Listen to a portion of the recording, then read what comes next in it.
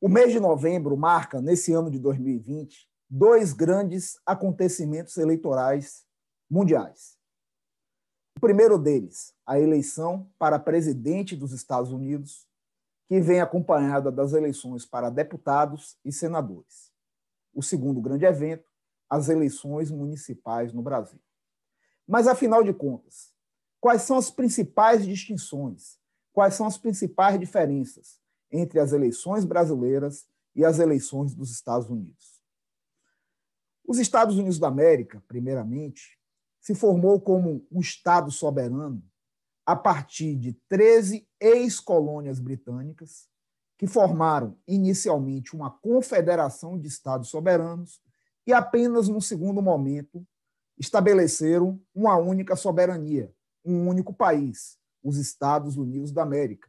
Isso no final do século XVIII, quando foi promulgada a Constituição de 1787. Qual é a relevância dessa informação?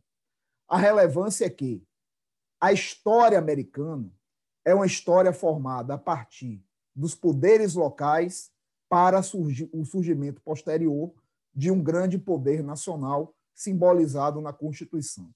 E em decorrência desse episódio, desse fato histórico, nós temos até hoje um federalismo muito marcante, um federalismo muito forte nos Estados Unidos.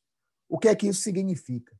Significa que há uma hegemonia dos poderes locais sobre os poderes nacionais. A legislação nacional é uma legislação residual. E isso faz com que os Estados-membros, hoje em dia, 50 estados americanos, tenham uma forte autonomia política, muito maior do que aquela que ocorre no Brasil. Então, por exemplo, cada estado dos Estados Unidos tem o seu próprio Código Penal, tem as suas próprias leis em número muito mais amplo do que no Brasil. Enquanto aqui no Brasil nós temos um único Código Penal, um único Código Civil, um único Código Eleitoral e uma Justiça Eleitoral Nacional que padroniza o processo de votação em todo o país, nos Estados Unidos é diferente. O federalismo faz com que as legislações eleitorais sejam estaduais. Então, cada um dos estados realiza a eleição de uma forma diferente. Quando estamos falando das eleições locais para governadores, por exemplo, esse não é um grande problema. Mas quando estamos diante da eleição presidencial, temos uma grande complexidade. Porque o que é que ocorre lá nos Estados Unidos, então? Temos, na verdade, 50 disputas estaduais que, somadas, levam à eleição presidencial. E essas 50 eleições estaduais, cada uma delas é realizada de uma forma, uma vez que não existe uma justiça eleitoral federal que organize esse processo. Cada estado realiza a eleição de uma forma, com um procedimento diferente. Tem estado que tem urna eletrônica, tem estado que não tem estado que admite de forma generalizada o voto pelo correio, em outros estados não se admite. E aí, ao final, a soma dos resultados de cada um desses estados é que irá estabelecer como o presidente da República será eleito, quem será o presidente eleito. Mas não é apenas isso. Há, na verdade, nos Estados Unidos, há mais de 200 anos, uma eleição presidencial indireta. O que é que isso significa? O povo vai às urnas, o povo vota nos candidatos. Porém, quando o povo vai às urnas, na verdade, ele elege os chamados delegados, pessoas que irão participar de uma segunda votação. Essa segunda votação é aquela que oficialmente determina quem será o presidente dos Estados Unidos. Então, por exemplo, os eleitores da Flórida vão às urnas e votam em Joe Biden, em Donald Trump ou em qualquer outro candidato, já que nós temos uma diversidade de candidatos, não apenas esses dois mais conhecidos. E aí o que é que ocorre?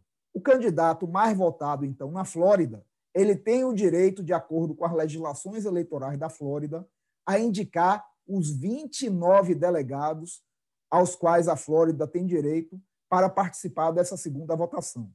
Então, o vencedor na Flórida indica 29 pessoas que irão participar de uma espécie de segundo turno, onde o presidente da República será eleito. Os 29 da Flórida, os 55 da Califórnia, os 6 da Nevada e por aí vai.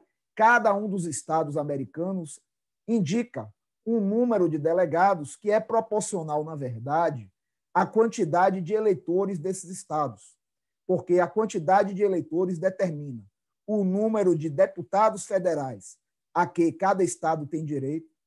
Cada estado também tem direito a 2 senadores e o número de delegados a que cada um dos estados tem direito nessa eleição representa justamente o total do número de deputados federais e número de senadores a que cada estado tem direito. Então, por exemplo, os 6 delegados de Nevada representam 4 deputados federais que o estado de Nevada tem direito a eleger para o Congresso americano e 2 senadores. A soma desses representantes das 6 é o número de delegados de Nevada.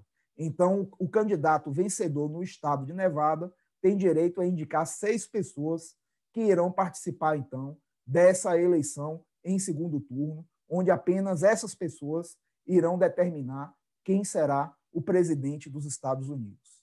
Então, todo aquele procedimento que nós acompanhamos pela televisão de apuração das eleições, ele, na verdade, representa a primeira etapa do processo eleitoral, em que o eleitor vai às urnas, o candidato mais votado de cada estado tem o direito de indicar, em regra, os delegados desse estado, e aí sim, no mês de dezembro, esses delegados se reúnem e elegem um presidente. Obviamente que, se o candidato A ganhou no estado X e indicou 10 delegados desse estado X, obviamente que se espera que essas 10 pessoas votem do candidato A no chamado colégio eleitoral. Mas pode haver algum tipo de traição.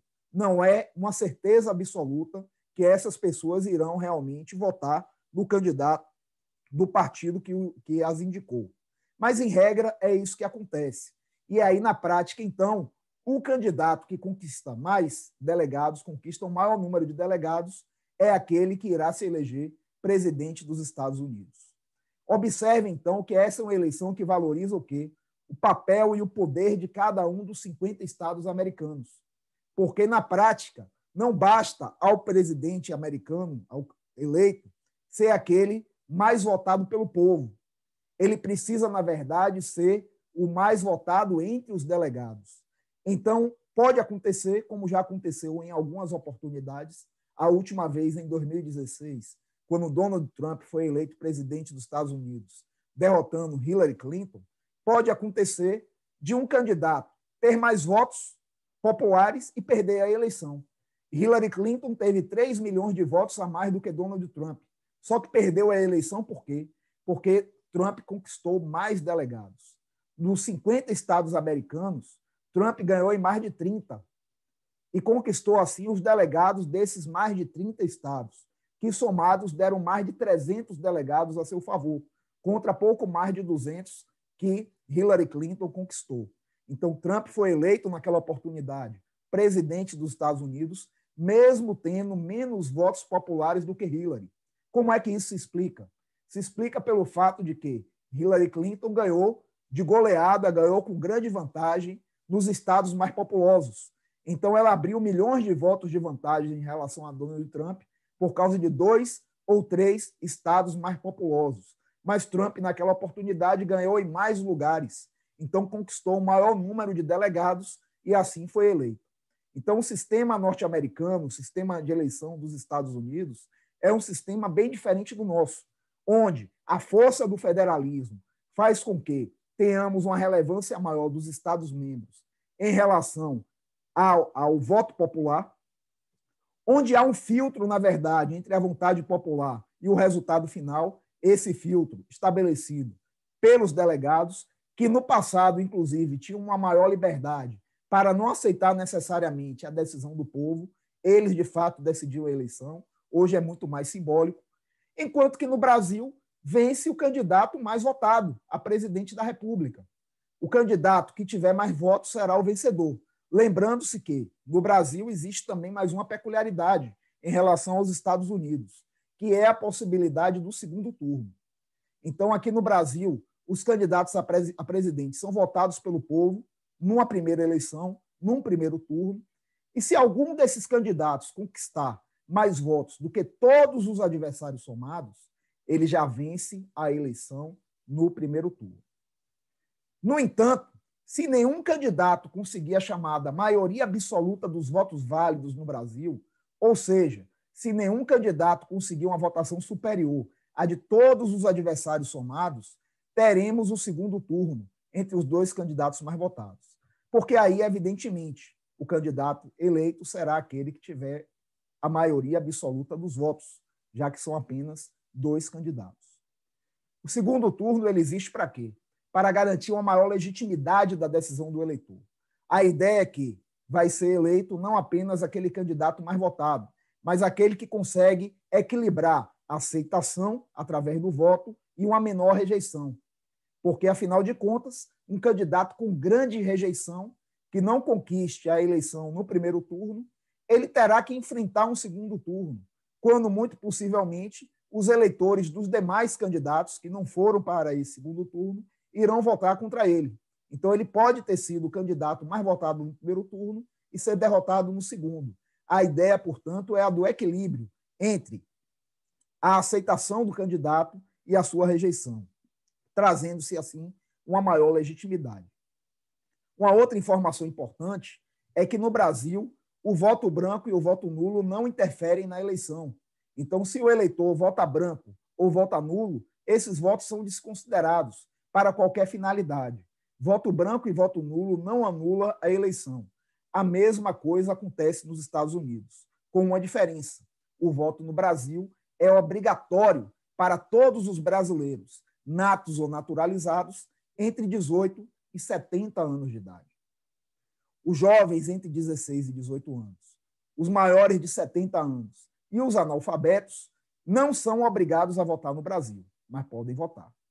Nos Estados Unidos, todos os eleitores podem votar ou não, porque o voto é facultativo. Então, a participação do eleitor nas urnas, lá nos Estados Unidos, ela tem que ser conquistada. O eleitor precisa ser motivado a votar. Outra diferença importante. Aqui no Brasil, a eleição acontece em um mesmo dia e o eleitor é obrigado a comparecer à sessão eleitoral para votar, a sua sessão eleitoral. Qual é o objetivo principal dessa sistemática? Garantir o sigilo do voto. O sigilo do voto, que é uma cláusula pétrea, imodificável, na nossa Constituição. Se o eleitor pudesse votar pelo celular, pela internet ou pelo correio, o risco desse voto ser vulnerabilizado, do eleitor ser obrigado a vender o seu voto, ser pressionado a votar em determinado candidato, seria muito grande. Então, garante-se a segurança do processo de votação, o sigilo do voto, com a presença do eleitor na sessão eleitoral e, diante da urna, ele é o soberano, sem qualquer tipo de pressão. Nos Estados Unidos, não há essa preocupação com a questão do sigilo do voto. Então, o eleitor ele pode votar pelo correio, com antecedência, inclusive, e, repito, cada estado tem as suas regras. Então, tem estado em que esse voto pelo correio poderá ser generalizado, tem estado onde há maiores restrições a esse tipo de votação à distância, porque não existe lá nos Estados Unidos uma justiça eleitoral como no Brasil, que organiza todo o processo de votação. Finalmente, para encerrar, aqui no Brasil, nas eleições para deputado federal, prevalece o sistema eleitoral proporcional, que também é observado nas eleições para vereador. Então, o que é que acontece? As cadeiras em disputa são divididas proporcionalmente, conforme a votação obtida por cada partido político. Então, se o partido A tem 10% dos votos válidos, ele terá 10% das cadeiras. Por exemplo, em uma Câmara de Vereadores com 40 vereadores, se o partido A tem 10% dos votos válidos, excluídos aí os brancos e nulos, ele terá 10% das cadeiras, ou seja, 4 cadeiras. Os 4 candidatos mais votados desse partido estarão eleitos. Esse é um sistema que busca garantir uma representatividade maior das minorias, repartindo as cadeiras em disputa conforme a representatividade de cada partido político. O voto é mais importante no partido do que na pessoa. Já nos Estados Unidos, prevalece o voto distrital, onde o eleitor elege o candidato mais votado. Então, por exemplo, em um estado onde temos 40 deputados estaduais, o estado é dividido em 40 regiões e o candidato mais votado de cada região, de cada distrito, é eleito. Esse sistema termina levando a uma tendência a um bipartidarismo, a uma redução do quadro partidário e uma dificuldade maior de representatividade das minorias. Em compensação, nós temos o deputado do distrito, teoricamente mais próximo do eleitor, enquanto aqui no Brasil, muitas vezes o eleitor vota num candidato e termina elegendo outro. Não existe, na verdade, sistema eleitoral perfeito. Existem diferenças, inclusive, de ordem cultural.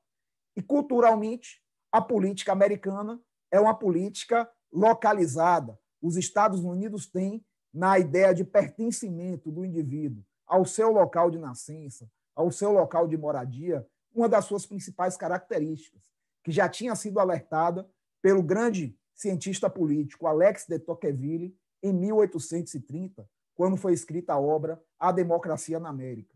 A principal característica da democracia americana é esse senso de pertencimento do indivíduo com o seu local de residência. Por isso, os poderes locais são tão fortes. Por isso, o federalismo é tão forte nos Estados Unidos.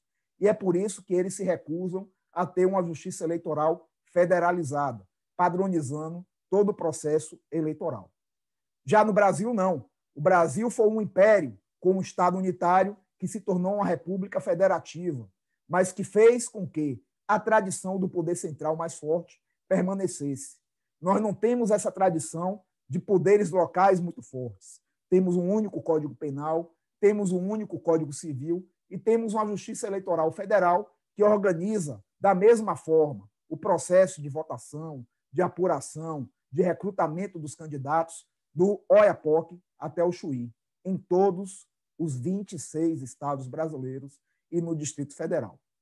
Então, essas são as principais diferenças entre essas duas eleições das duas maiores democracias ocidentais. A democracia brasileira, onde mais de 150 milhões de brasileiros estão habilitados a participar das eleições municipais no ano de 2020, e da democracia dos Estados Unidos, também com a grande participação popular, onde o povo tem a possibilidade de comparecer às urnas para eleger deputados, senadores, também para participar de plebiscitos que são realizados juntamente com a eleição sobre os mais diversos temas em cada um dos estados e eleger os delegados que elegem nessa segunda votação, que ocorre em dezembro, o presidente dos Estados Unidos da América.